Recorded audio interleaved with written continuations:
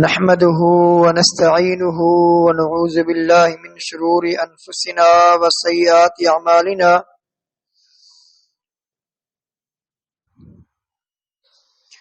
من يهده الله فلا مضل له ومن يضلل الله فلا هادي له أشهد أن لا إله إلا الله وحده لا شريك له وأشهد أن محمدا عبده ورسوله صلى الله عليه وسلم. أما بعد فإن خير الحديث كتاب الله وخير الهدي هدي محمد صلى الله عليه وسلم وشر الأمور محدثاتها وكل محدثة بدعة وكل بدعة ضلالة وكل ضلالة في النار.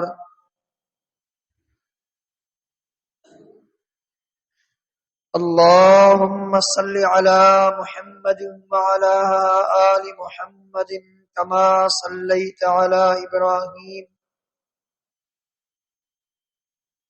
وعلى آل إبراهيم إنك حميد مجيد. اللهم بارك على محمد وعلى آل محمد كما باركت على إبراهيم وعلى آل إبراهيم إنك حميد مجيد.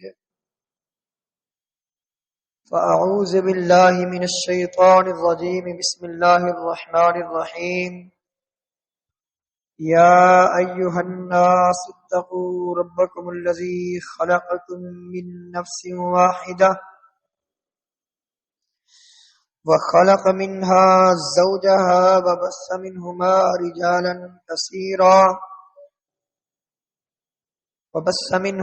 رجالا كثيرا ونساء واتقوا الله الذي تساءلون به والأرحام إن الله كان عليكم رقيبا. يا أيها الذين آمنوا اتقوا الله حق تقاته ولا تموتن إلا وأنتم مسلمون. يا أيها الذين آمنوا اتقوا الله وقولوا قولا سديدا يصلح لكم أعمالكم ويغفر لكم ذنوبكم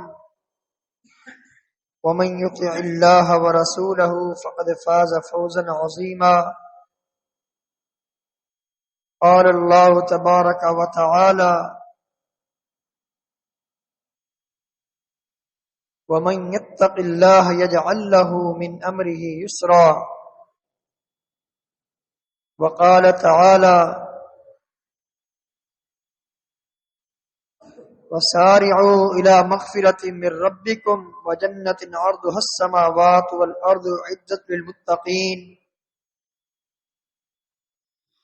رب اشرح لي صدري ويسر لي أمري واحلل عقدة من لساني يفقهوا قولي. رب أعوذ بك من همزات الشياطين وأعوذ بك رب أن يحضرون. سبحانك لا علم لنا إلا ما علمتنا إنك أنت العليم الحكيم.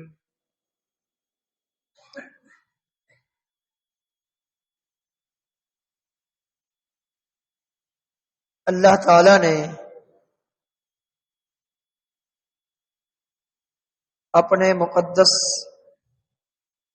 اور بابرکت کلام میں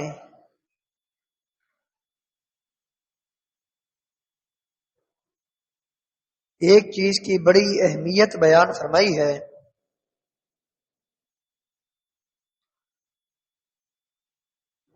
اور یہ چیز، یہ خوبی، یہ خصلت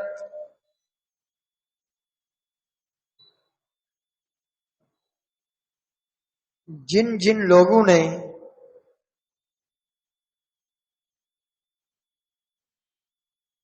اختیار کی ہے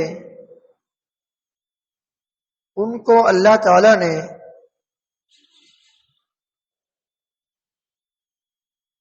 قدم قدم پہ جنت کی بشارت دی ہے،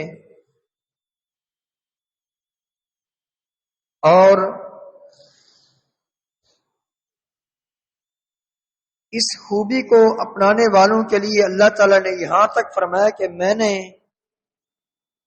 جنت تیار ہی ان لوگوں کے لیے کی ہے۔ اور وہ خوبی ہے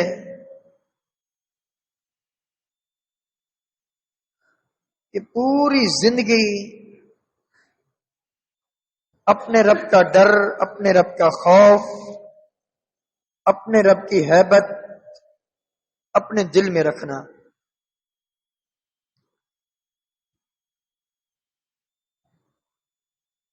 زندگی کا کوئی لمحہ، زندگی کا کوئی وقت، کوئی ٹائم ایسا نہ گزرے جو ٹائم، جو وقت، جو لمحہ اللہ تعالی کے ڈر سے خالی ہو۔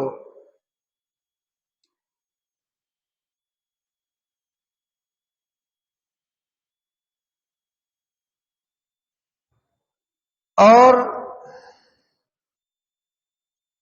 یہاں آنے کا جو اصل ہمارا مقصد ہے وہ بھی یہی ہے کہ یہاں آ کر اپنے رب سے ڈر کر اس کی فرمانبرداری کریں، اور اس سے ڈر کر کلی طور پر اس کی نافرمانی سے اپنے دامن کو ہمیشہ کے لیے پاک رکھیں۔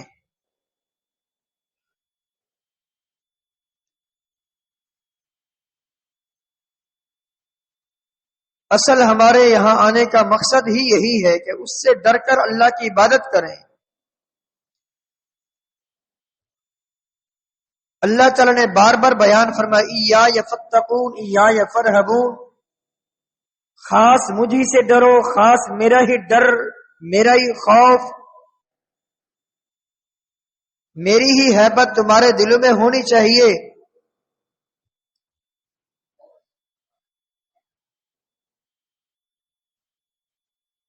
یقیناً جب کوئی بندہ یہ تہیہ کر لیتا ہے کہ میں نے پوری زندگی اللہ تعالی کی نافرمانی نہیں کرنی، اور میری پوری زندگی اللہ تعالی کی فرما برداری میں گزرے، میری یہ دلی چاہت ہے، یہ تمنا ہے، یہ میری خواہش ہے، یہ میری آرزو ہے،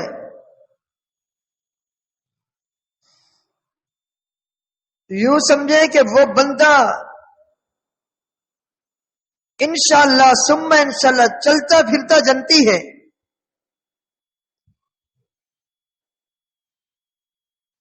کیونکہ اس کا ایک ایک لمحہ اللہ تعالی کی فرما برداری میں گزر رہا ہوتا ہے، اور اللہ تعالی کے خاص فضل و کرم سے کلی طور پر وہ گناہوں سے بچا ہوا ہوتا ہے۔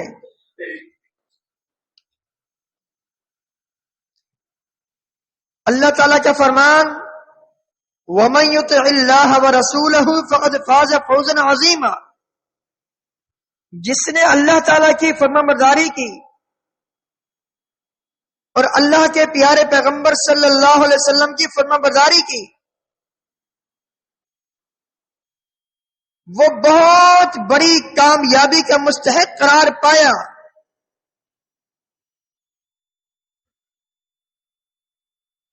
وہ چلتا پھرتا کامیاب شخص ہے۔ اللہ تعالی نے سورۃ الشمس میں کئی چیزوں کی قسمیں کھائی، فرمایا بسم اللہ الرحمن والشمس وضحاها، سورج کی قسم اور اس کی دھوپ کی قسم، والقمر اذا تلاها، چاند کی قسم، والنہار اذا جلاها، دن کی قسم، پھر رات کی قسم، پھر انسانی نفس کی قسم، اس کے بنانے کی قسم، ان ساری قسموں کے بعد پھر آسمان کی قسم، آسمان کے بنانے کی قسم، زمین کی قسم، زمین کو ہموار کرنے کی قسم، ان ساری قسموں کے بعد فرمایا قد افلح من زکاہا، یقیناً وہ شخص کامیاب ہو گیا جس نے اپنے باطن کو تمام کے تمام گناہوں سے پاک کر لیا، اللہ سے ڈر کر، اللہ تعالیٰ کا ڈر، اللہ تعالیٰ کا خوف اس قدر اس کے دل میں جا گزین ہوا کہ اس نے ہمیشہ کے لیے اپنے دامن کو گناہوں سے پاک کر لیا، پاک کیے رکھا۔ قد افلح من زکاہا، یہ کامیاب ہو گیا جس نے اپنی اصلاح کر لی، جس نے اپنا تزکیہ کر لیا۔ اور یقیناً اللہ تعالیٰ ہی توفیق دیتا ہے تقوی اختیار کرنے کی، تزکیہ نفس اختیار کرنے کی توفیق اللہ تعالیٰ ہی دیتا ہے۔ فرمایا بل اللہ یزکی من یشاء، اللہ تعالیٰ جسے چاہتا ہے اسے تزکیہ نفس اختیار کرنے کی توفیق عطا فرماتا ہے۔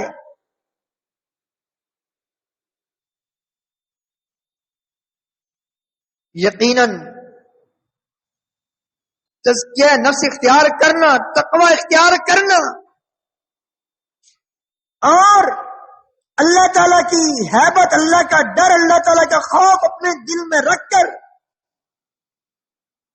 اس کی پوری زندگی فرمان برداری کرنا، اس کی اطاعت کرنا، اس کی نافرمانی سے بچنا، اس کا ڈر اپنے دل میں رکھ کر اس کی عبادت کرنا، یقیناً یہ بہت بڑی کامیابی کی راہ ہے۔ یہاں آنے کا صرف اور صرف یہی مقصد ہے۔ یہاں اللہ تعالی نے ہمیں جتنی بھی زندگی دی ہے، پوری زندگی کا جو رزق ہے ہمارا، اس کی ذمہ داری خود اللہ نے لے لی۔ وما من دابۃ فی الارض الا علی اللہ رزقها، ہمارے کھلانے کی، ہمارے پلانے کی ذمہ داری خود اللہ نے لی۔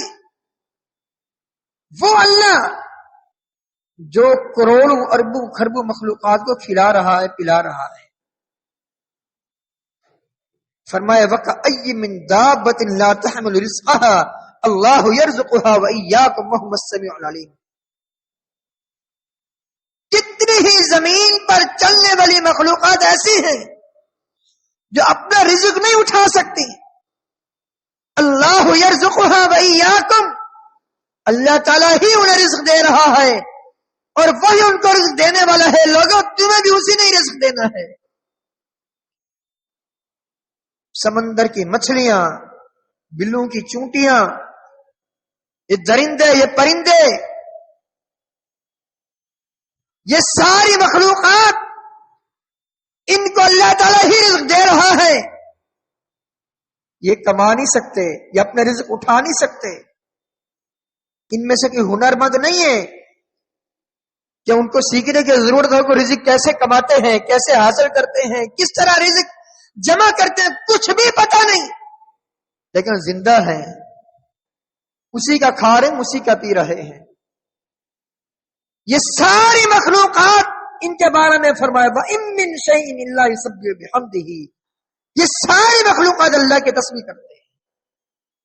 وَلَٰكِن لَّا تَفْقَهُونَ تَسْبِيحَهُمْ، لیکن تمہیں پتہ نہیں ہے وہ کس طرح تسبیح کرتے ہیں۔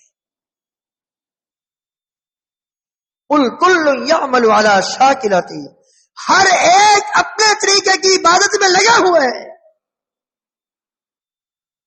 فرمایا أَلَمْ تَرَ أَنَّ اللَّهَ يُسَبِّحُ لَهُ مَن فِي السَّمَاوَاتِ وَمَن فِي الْأَرْضِ وَالشَّمْسُ وَالْقَمَرُ وَالنُّجُومُ وَالْجِبَالُ وَالشَّجَرُ وَالدَّوَابُّ وَكَثِيرٌ مِّنَ النَّاسِ، آسمان، زمین، درخت، حجر و شجر، یہ پہاڑ، یہ سارے اللہ ہی کو سجدہ کرتے ہیں، اللہ کی عبادت کرتے ہیں۔ کیسے؟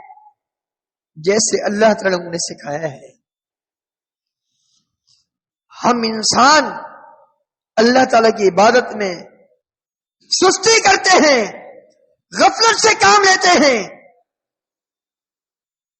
حالانکہ بہت زیادہ کوشش ہوتی ہے رزق کمانے کی طرف، الا ماشاء اللہ، جس کی ذمہ داری خود اللہ نے لی ہے اس کی بڑی فکر ہے، لیکن جو ہمارے ذمہ لگا دیا کہ وما خلقت الجن والانس الا لیعبدون، کہ اللہ تعالی نے ہمیں اپنی عبادت کے لیے پیدا کیا، اس کی کوئی فکر نہیں، الا ماشاء اللہ۔ بہرحال ہمیں چاہیے کہ ہم پوری زندگی اپنے رب کی فرمانبرداری کریں، اسی سے ڈرتے ہوئے اس کی نافرمانی سے بچیں۔ اس کی بڑی اہمیت ہے، بڑی فضیلت ہے۔ اللہ تعالیٰ کا فرمان وَلَوْ أَنَّ أَهْلَ الْقُرَىٰ آمَنُوا وَاتَّقَوْا لَفَتَحْنَا عَلَيْهِمْ بَرَكَاتٍ مِّنَ السَّمَاءِ وَالْأَرْضِ، اگر زمین والے، اس زمین پر رہنے والے یہ لوگ ایمان لائیں، اللہ سے ڈر جائیں، ہم ان پر آسمانوں اور زمین کی برکات کھول دیں گے، لیکن انہوں نے تکذیب کی راہ اختیار کی، جس وجہ سے ان کو پریشانی میں مبتلا ہونا پڑا۔ فرمایا وَمَن يَتَّقِ اللَّهَ يَجْعَل لَّهُ مِنْ أَمْرِهِ يُسْرًا، جو اپنے رب سے ڈر جائے اللہ تعالیٰ ضرور بالضرور اس کے لیے آسانی مہیا فرمائے گا، اسے آسانی کی راہ دے گا اور مشکل سے اسے ضرور نکالے گا، یہ اللہ کا وعدہ ہے۔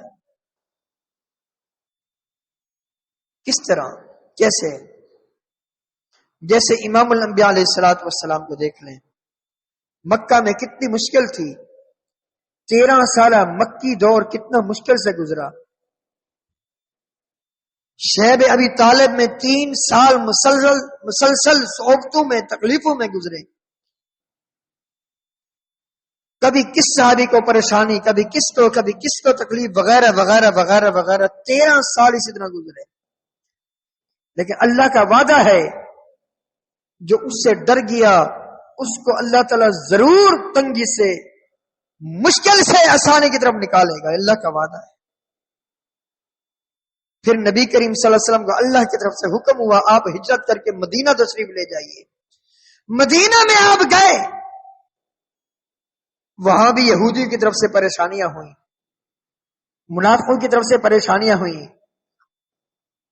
آخر کار دنیا نے دیکھا وہ وقت آیا جس مکہ سے آپ کو مجبوراً نکالا گیا، سن 8 ہجری رمضان المبارک کا مہینہ، اسی مکہ میں آپ فاتحانہ طور پر داخل ہو رہے ہیں۔ سن 8 ہجری رمضان المبارک کا مہینہ، 17 رمضان المبارک،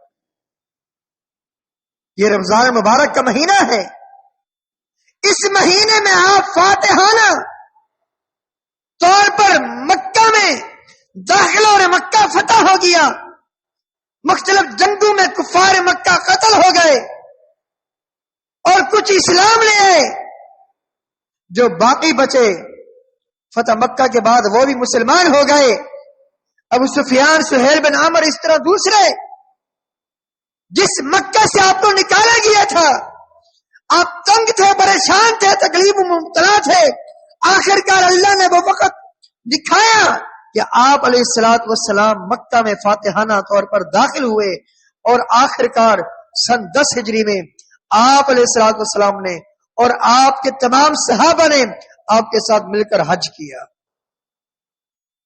بڑی آسانی سے یہاں آئے، کوئی پریشانی نہیں، کوئی تکلیف نہیں، کوئی مشکل نہیں، کیونکہ اس اللہ کا وعدہ ہے کہ جو اس سے ڈر گیا اس نے اس کو ضرور آسانی مہیا فرمانی ہے۔ یہ وعدے یہ آج بھی ہیں، یہ قیامت تک کے لیے ہیں، لیکن شرط یہ ہے کہ ہم اپنے رب سے ڈر جائیں، اس کی نافرمانی سے بچیں۔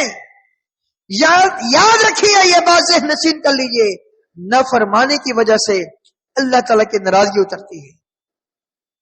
امام الانبیاء علیہ الصلوۃ والسلام نے فرمایا، اے معاذ رضی اللہ تعالیٰ عنہ، ایاک والمعصیۃ، اپنے آپ کو نافرمانی سے بچانا، کیوں؟ اس لیے کہ فإن بالمعصیۃ حل سخط اللہ، اللہ تعالیٰ کی نافرمانی کی وجہ سے اللہ تعالیٰ کی ناراضگی اترتی ہے، اللہ کا غصہ اترتا ہے۔ اور جو فرما برداری کرتا ہے، جو پوری زندگی تقوی کے ساتھ گزارتا ہے، اس کو اللہ تعالیٰ نے یہ بشارت اپنے مقدس کلام میں دے دی، سن لے میرے بندے، اگر تم تقوی کی راہ پر گامزن ہوا تو یہ کتاب تیرے لیے ہدایت بن جائے گی. یہ قرآن پاک، یہ کتاب ہدایت تمہارے لیے ہدایت بن جائے گی. بسم اللہ الرحمن الرحیم، الف لام میم، ذالک الکتاب، فرمایا یہ کتاب ہے، یہ قرآن مقدس، لا ریب فیہ، جس کے منزل من اللہ ہونے میں کوئی شک نہیں. آگے کیا فرمایا؟ ھدی للمتقین، یہ متقین کے لیے ہدایت ہے. کون متقین؟ فرمایا الذین یؤمنون بالغیب، جو غیب کی باتوں پر ایمان رکھتے ہیں. فرشتوں کو ہم نے نہیں دیکھا، ہمارا ایمان ہے. امام الانبیاء علیہ السلام کو ہم نے نہیں دیکھا، انشاءاللہ قیامت کے دن آپ کے ہاتھوں انشاءاللہ ثم انشاءاللہ جام کوثر پیئیں گے انشاءاللہ. اللہ تعالیٰ آپ علیہ السلام کی شفاعت کا ہمیں مستحق بنائے. آپ کو نہیں دیکھا، لیکن آپ کی رسالت پر، آپ کے ختم نبوت پر ہمارا ایمان ہے. تبھی تو نبی کریم صلی اللہ علیہ وسلم نے فرمایا نا، ایک موقع پر، صحیح مسلم کی حدیث ہے، آپ نے فرمایا کاش کہ میں اپنے بھائیوں کو دیکھ لیتا. صحابہ کرام رضوان اللہ علیہم اجمعین نے عرض کی اللہ کے رسول صلی اللہ علیہ وسلم لسنا اخوانا کا، ہم آپ کے بھائی نہیں ہیں. آپ نے فرمایا تم میرے صحابی ہو، میرے بھائی وہ ہیں جو بعد میں آئیں گے. آپ نے قیامت تک آنے والے تمام ان مسلمانوں کو جو متقین ہیں، جو پرہیزگار ہیں، جو امام الانبیاء علیہ السلام کی رسالت اور نبوت کو، ختم نبوت کو مانتے ہیں، ان سب کو اپنا بھائی قرار دیا. پھر عرض کیا گیا جو بعد میں آئیں گے، آپ تو دنیا سے جا چکے ہوں گے، آپ تو ان کو نہیں پہچان پائیں گے. کیسے آپ ان کو پہچانیں گے جو بعد میں آئیں گے؟ قربان جاؤں، گویا کہ صحابہ کرام بھی یہ سمجھتے تھے، ان کا یہ عقیدہ تھا کہ امام الانبیاء علیہ السلام غیب دان نہیں. اگر آپ علیہ السلام کے بارے میں صحابہ کرام کا عقیدہ ہوتا آپ غیب دان ہیں تو پوچھتے کیوں؟ گویا کہ صحابہ کرام کا یہ عقیدہ تھا کہ امام الانبیاء علیہ السلام غیب دان نہیں، غیب دان صرف اللہ کی ذات ہے. اللہ یعلم من فی السماوات والارض الغیب الا اللہ، اللہ کے علاوہ کوئی غیب جاننے والا نہیں. اور یاد رکھیے ضمناً یہ بات ذہن نشین کر لیجئے، علماء امت کا، علماء ربانیین کا اس بات پر متفقہ فتویٰ ہے اور اتفاق ہے، جو اللہ کے علاوہ کسی اور کے غیب دان کا عقیدہ رکھے گا وہ دائرہ اسلام سے خارج ہے. کیوں؟ اس لیے کہ اس نے ان تمام قرآنی آیات مبارکہ کا انکار کر دیا جن قرآنی آیات میں اللہ تعالیٰ کی یہ صفت بتائی گئی کہ غیب دان صرف وہی ہے، اس کے علاوہ کوئی نہیں. امت مسلمہ کے تمام علماء ربانیین کا اس بات پر متفقہ فیصلہ ہے اور فتویٰ ہے اور اس بات پر اتفاق ہے، اللہ کے علاوہ اگر کوئی کسی کے بارے میں یہ عقیدہ رکھے گا کہ وہ غیب دان ہے، وہ عالم الغیب ہے، اس پر 14 طبق روشن ہے، وہ دائرہ اسلام سے خارج ہے. اسے چاہیے کہ اپنی اس عقیدے کی سے توبہ کر کے اپنی اصلاح کرے. اللہ اکبر. بہرحال یہ تو ایک ضمنی بات تھی. صحابہ کرام نے عرض کی اللہ کے رسول صلی اللہ علیہ وسلم، آپ نے کہا کہ میرے بھائی وہ ہیں جو میرے بعد آئیں گے، آپ نے تو ان کو دیکھا نہیں ہوگا، ان کو آپ کیسے پہچانیں گے؟ امام الانبیاء علیہ السلام نے فرمایا جی میں پہچان لوں گا. کیسے؟ آپ نے مثال دی کہ اچھا یہ بتاؤ، اگر کوئی شخص ایسا ہو اس کے گھوڑے ہوں، ان گھوڑوں کی پیشانی اور اس کے جو پاؤں ہیں وہ سفید ہوں، چمکتے چمکتے ہوں، اور یہ اس کے گھوڑے سیاہ گھوڑوں میں جا کر مکس ہو جائیں، مل جائیں، کیا یہ شخص جس کے گھوڑے کی پیشانی چمکدار ہے، جس کے پاؤں چمکدار ہیں، سفید ہیں، اپنے گھوڑوں کو نہیں پہچان لے گا؟ عرض کیے گئے جی ضرور پہچانے گا. فرمایا بیائن ہی اسی طرح میں بھی اپنی امت کے پہچان لوں گا، اس طرح کہ کل قیامت کے جب میری امت کے لوگ آئیں گے ان کے اعضاء وضو چمک رہے ہوں گے، ان کی پیشانی، ان کا چہرہ، ان کے ہاتھ، ان کے پاؤں چمک رہے ہوں گے، اور یہ انہی کے چمکیں کے ذہن نشین کر لیجئے یہ بات، جو نمازی ہوں گے، جو نمازیں پڑھتے ہوں گے، جو اللہ تعالیٰ سے ڈر کر اللہ تعالیٰ کا خوف جن کا دل میں ہوگا، سنت کے مطابق نبی کریم صلی اللہ علیہ وسلم کی اطاعت اور اتباع کے دائرے میں رہ کر جو نمازیں پڑھتے ہوں گے، وہی کل قیامت کے دن امام الانبیاء علیہ الصلوۃ والسلام کے ہاتھوں جام کوثر پیئیں گے اور آپ علیہ السلام کو پہچان لیں گے۔ ہاں کچھ اور لوگ بھی آئیں گے جن کے اعضاء وضو چمک رہے ہوں گے، آپ پہچان لیں گے، لیکن آپ کے قریب ان کو نہیں آنے دیا جائے گا، آپ کے قریب ان کو نہیں آنے دیا جائے گا۔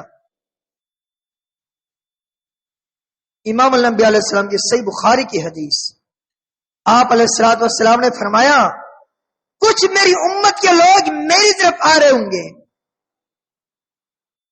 میں دور سے ان کو دیکھوں گا، ان کے بھی اعضاء وضو چمک رہے ہوں گے کیونکہ وہ وضو کرتے ہوں گے، لیکن میری طرف آنے سے پہلے پہلے درمیان میں دیوار کھڑی کر دی جائے گی، مجھ سے ان کو روک لیا جائے گا، ان کو میرے قریب نہیں آنے دیا جائے گا۔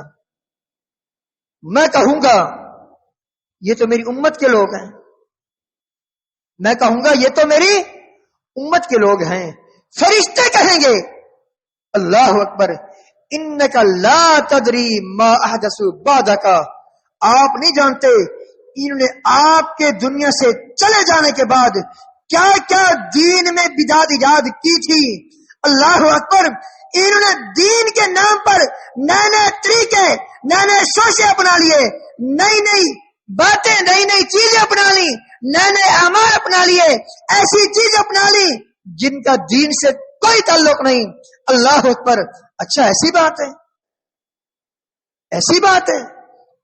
امام الانبیاء علیہ السلام اسی وقت غصے میں ہو جائیں گے اور کہیں گے سوقن سوقن لمن غیر بعدی، ان کو مجھ سے دور کر دو، ان کم بختوں کو مجھ سے ہٹا دو جس نے میرے بعد میرے دین میں تبدیلی کر دی۔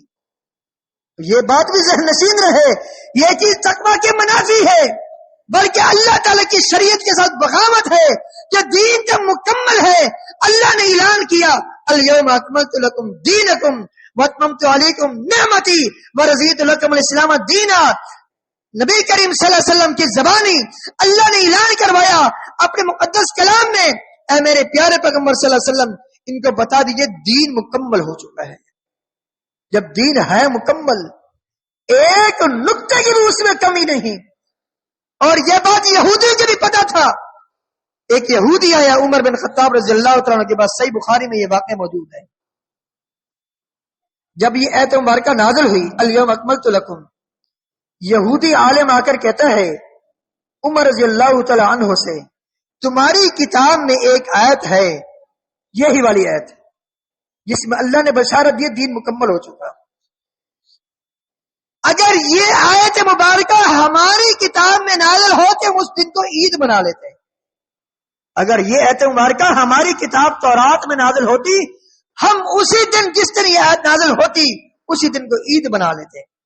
عمر رضی اللہ تعالیٰ عنہ کہنے لگے یہ جس دن آیت نازل ہوئی ایک تو جمعہ کا دن تھا، وہ ہماری عید کا دن ہے، عرفہ کا دن وہ بھی عید کا دن ہے، جس جگہ نازل ہوئی عرفہ کا مقام ہے جہاں دعائیں قبول ہوتی ہیں، ہمیں تو اتنی ساری خوشیاں مل گئی، الگ سے ہمیں عید منانے کا ہمیں شریعت نے اجازت نہیں دی عید منانے کی، ہم کیوں عید منائیں سالانہ طور پر؟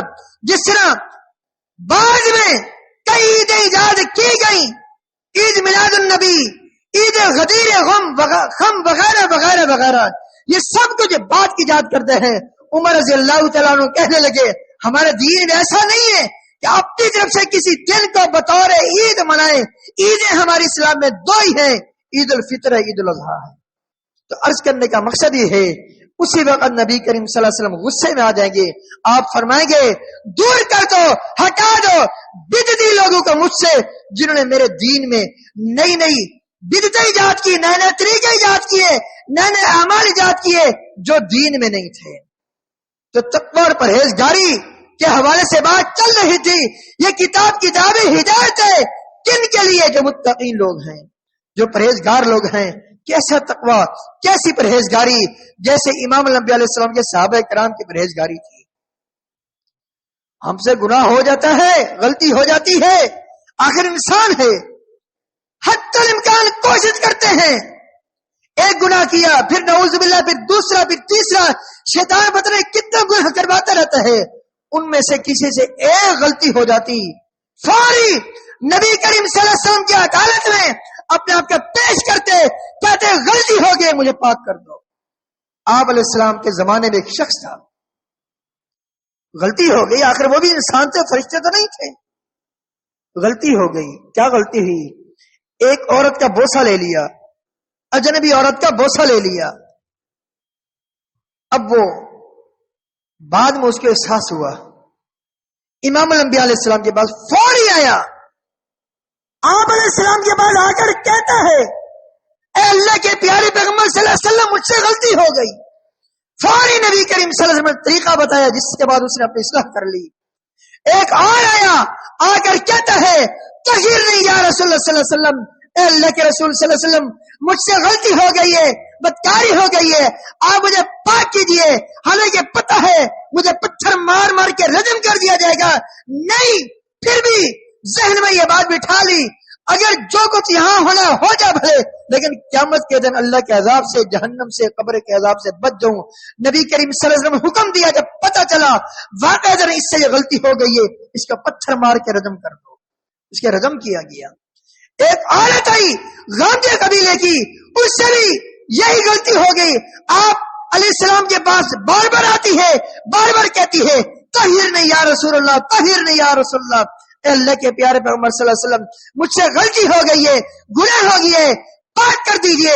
اس عورت کو بھی بعد میں رجم کیا گیا، حالانکہ پتا تھا یہ سزا ہے، اتنی بڑی سزا ہے، جان چلی جائے گی، پتھر کھانے پڑیں گے، بڑی تکلیف کا سامنا کرنا پڑے گا، سب کچھ برداشت کیا، لیکن جہنم کے عذاب کو برداشت نہیں کیا۔ اللہ کا ڈر، اللہ کا خوف اس طرح ہو، جب بھی کوئی غلطی ہو فوری اپنے رب کی طرف رجوع کریں، اور یاد رکھیے اگر یہ ہماری دلی کیفیت بن گئی، یہ جب بھی ہم سے کوئی غلطی ہوگی، جب بھی ہم سے کوتاہی ہوگی، فوراً ہم اپنے رب سے دعا کریں گے، اپنے رب کی طرف پلٹیں گے، لوٹیں گے، اس سے مغفرت طلب کریں گے اور سچی توبہ کریں گے، اس کی طرف رجوع کریں گے۔ جب یہ کیفیت ہماری دلی بن کے رہی، یقین جانے نیکی کرنا ہمارے لیے آسان ہو جائے گا، گناہ سے بچنا ہمارے لیے آسان ہو جائے گا، نماز پڑھنا، وہ فجر کی نماز ہو، وہ ظہر کی ہو، وہ جمعہ کی ہو، وہ جمعہ کے خطبہ کی حاضری ہو، ساری کی ساری نیکیاں ہمارے لیے آسان ہو جائیں گی۔ اور یاد رکھیے جیسا کہ میں نے عرض کیا، اللہ تعالی نے متقین کے لیے وہ جنت تیار کی ہے، ارض السماوات والارض، جس کی چوڑائی آسمانوں اور زمین کے برابر ہے۔ امام الانبیاء علیہ السلام کی صحیح بخاری کی حدیث، اللہ تعالیٰ فرماتا ہے ایسے متقین لوگوں کے متعلق، ایسے نیک لوگوں کے متعلق جو پوری زندگی گناہوں سے بچتے ہیں، نافرمانی سے بچتے ہیں، بدعت و خرافات سے بچتے ہیں، خاص کر شرک جیسے کبھی گناہ سے بچتے ہیں، اور پوری زندگی انہیں کی اللہ تعالیٰ کی نافرمانی سے بچتے ہوئے گزرتی ہے، اللہ تعالیٰ کی فرمان برداری میں گزرتی ہے، ان کے لیے اللہ تعالیٰ نے فرمایا اعددت لعبادی، میں نے اپنے نیک بندوں کے لیے، متقین بندوں کے لیے، پرہیزگار بندوں کے لیے، جو مجھ سے ڈرتے ہیں ان کے لیے ایسی ایسی نعمتیں تیار کر رکھی ہیں، مالا عین رأت، جن کو کسی آنکھ نے نہیں دیکھا، ولا اذن سمعت، نہ ان کی قدر و قیمت کے بارے میں کسی کان نے سنا، ولا خطر علی قلب بشر، اور نہ ان کی قدر و قیمت کے بارے میں کسی دل میں کھٹکا تک محسوس ہوا۔ اور پھر کیا ہوا؟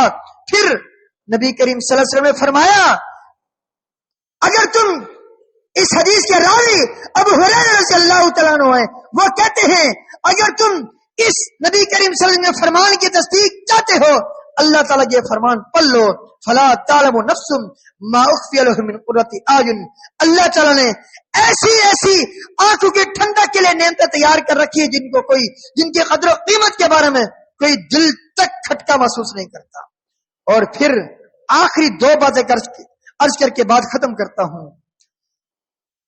کہ جنت کی نعمتوں کے حوالے سے، تاکہ ہماری رغبت بڑھے جنت کی طرف، تاکہ ہمارا شوق بڑھے جنت کی طرف، تاکہ ہمارے دل میں عذاب قبر کا ڈر پیدا ہو، جہنم کے عذاب کا ڈر پیدا ہو، تاکہ اپنے آپ کو جہنم سے بچانے کی تقدو کریں اور آخرت کے حساب کی تیاری کریں۔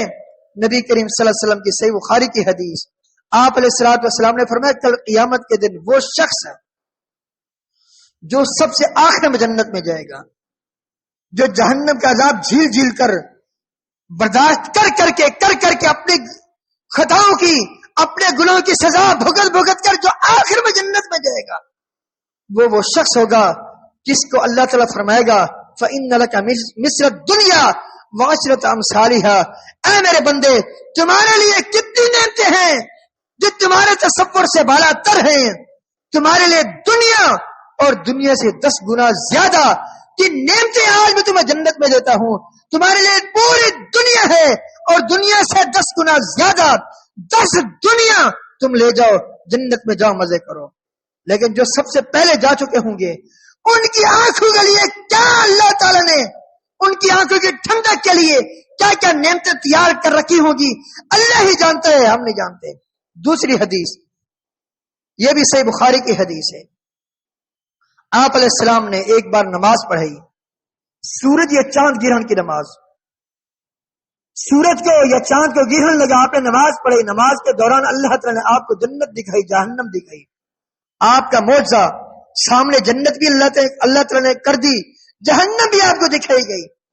امام الانبیاء علیہ السلام نے جہنم کو بھی دیکھا، جنت کو بھی دیکھا، نماز ہی کی حالت میں، یہ آپ کا معجزہ ہے، اس پر ہمارا ایمان ہے۔ حتیٰ کہ نبی کریم صلی اللہ علیہ وسلم فرماتے ہیں جہنم کی تپش میں نے محسوس کی، آپ پیچھے ہٹے۔ جنت جب دکھائی گئی، جنت کی طرف رغبت اور شوق پیدا ہوا، آگے بڑھے، اپنا ہاتھ مبارک آگے بڑھایا، بعد میں جب سلام پھیرا صحابہ کرام کے پوچھنے پر آپ نے بتایا جنت کے انگوروں کے باغات میرے سامنے اللہ نے کر دیے، میرے مصلی امامت کے پاس آگے جنت کے انگوروں کے باغ میں دیکھ رہا ہوں، میرا جی چاہ رہا تھا جنت کا ایک گوشہ توڑ لوں، انگوروں کا ایک گچھا توڑ لوں، لیکن میں نے توڑا نہیں۔ کیوں نہیں توڑا؟ اس لیے نہیں توڑا کہ اس دنیا میں کافر بھی ہیں، اس دنیا میں مشرک بھی ہیں جن کے لیے اللہ نے جنت کی نعمتیں حرام کر دی ہیں، اس لیے آپ نے نہیں توڑا۔ اگر یہ آ جاتا دنیا میں، کافر بھی کھاتے، مشرک بھی کھاتے، اس لیے آپ نے نہیں توڑا، آپ نے رہنے دیا، اور آپ نے فرمایا اگر میں ایک گچھا توڑ لیتا لَأَكَلْتُمْ مَا بَقِيَتِ الدُّنْيَا، تم کھاتے اسے جب تک دنیا، صدیوں، اللہ اکبر، صدیوں سال پر دنیا محیط ہے، صدیوں سال ہو چکے، آگے پتہ نہیں کب قیامت قائم ہوگی، اتنے سالوں پر، اتنی صدیوں پر یہ دنیا محیط ہے۔ فرمایا تم کھاتے رہتے، پوری دنیا ختم ہو جاتی لیکن یہ پھل ختم نہ ہوتا۔ یہ ہے جنت کی قدر و قیمت، یہ ہے جنت کی اہمیت، یہ ہے اس کی فضیلت۔ ہمیں چاہیے کہ ہم اس جنت کی طرف اپنا شوق، اپنی رغبت بڑھائیں۔ اللہ تعالیٰ کا فرمان وفی ذالک فلیتنافس المتنافسون، لوگوں کو چاہیے اس جنت کی طرف رغبت رکھیں، شوق رکھیں، ہماری فرمان برداری کریں، ہماری نافرمانی سے بچیں تاکہ جہنم سے بچیں، عذاب قبر سے بچیں، تاکہ دنیا کے فتنوں سے بچیں اور قیامت کے دن جنت کے مستحق بن جائیں۔ اللہ تعالیٰ ہم سب کو توفیق عطا فرمائے۔ استغفر اللہ لی ولکم ولسائر المسلمین۔ ولا الہ الا اللہ اکبر۔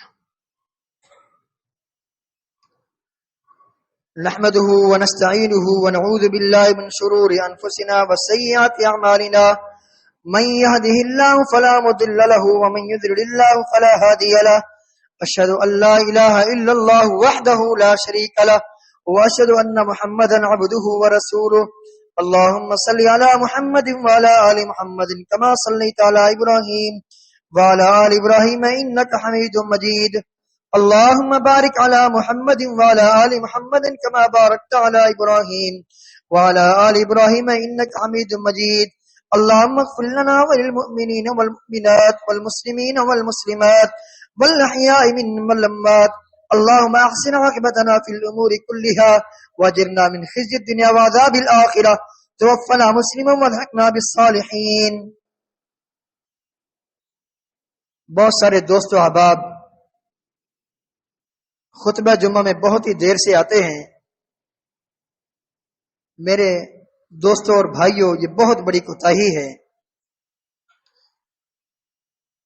اللہ تعالیٰ نے یہودیوں کے لیے ہفتے کا دن مقرر کیا تھا، جب انہوں نے اس دن کی قدر نہیں کی، اللہ نے انہیں بندر بنا دیا۔ قرآن پاک میں ہے پورا ہفتے کا دن ان کے لیے مقرر تھا، قدر نہ کی، اللہ نے شکل مسا کر دی۔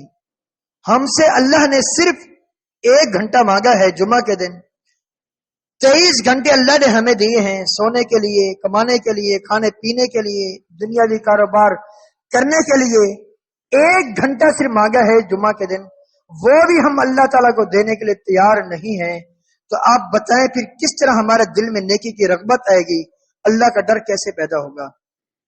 اسی حوالے سے ایک حدیث ان اپنے بھائیوں کی خدمت میں گوشوار کرنا چاہتا ہوں جو دیر سے آتے ہیں۔ وہ اندازہ لگائیں کہ کتنی بڑی فضیلت سے وہ محروم رہتے ہیں، اور ہر جمعہ ان کے ساتھ یہ ہوتا ہے۔ آپ علیہ السلام نے فرمایا، جو بندہ پہلے آتا ہے، امام کے قریب بیٹھتا ہے، پیدل چل کر آتا ہے، اور وضو کر کے گھر سے آتا ہے، غسل کر کے آتا ہے، خوشبو لگا کے آتا ہے، اذان سے پہلے آتا ہے، امام کے قریب بیٹھتا ہے، خاموشی سے جمعہ سنتا ہے، توجہ سے، اس کے ایک ایک قدم کے بدلے، اس کے ایک ایک قدم کے بدلے، ایک قدم اٹھایا 1 سال کے روزوں کا اجر ملتا ہے۔ ایک قدم کے بدلے 1 سال کے روزوں کا اجر ملتا ہے، صحیح حدیث ہے۔ اور 1 قدم کے بدلے 1 سال کی نمازوں کا اجر ملتا ہے۔ اگر 100 قدم وہ بھر کر مسجد میں آیا، 100 سال کے اللہ کی قسم روزوں کا اجر لے گیا، 100 سال کے نمازوں کا اجر اس کو ملا۔ کتنی بڑی فضیلت سے ہم محروم رہ رہے ہیں۔ یہ دنیا تو چلتی رہے گی، آج دیکھ لیں، کیا ہم جب یہاں آئے ہیں کیا دنیا نہیں چل رہی؟ دنیا ختم ہوگی، چلتی رہے گی، یہ زندگی کا حصہ ہے۔ اللہ نے جب ہم سے 1 گھنٹہ مانگا ہے، اور وہ بھی ہمارے فائدے کے لیے، ہماری اصلاح کے لیے، تو ضرور اس طرف ہمیں توجہ دینی چاہیے۔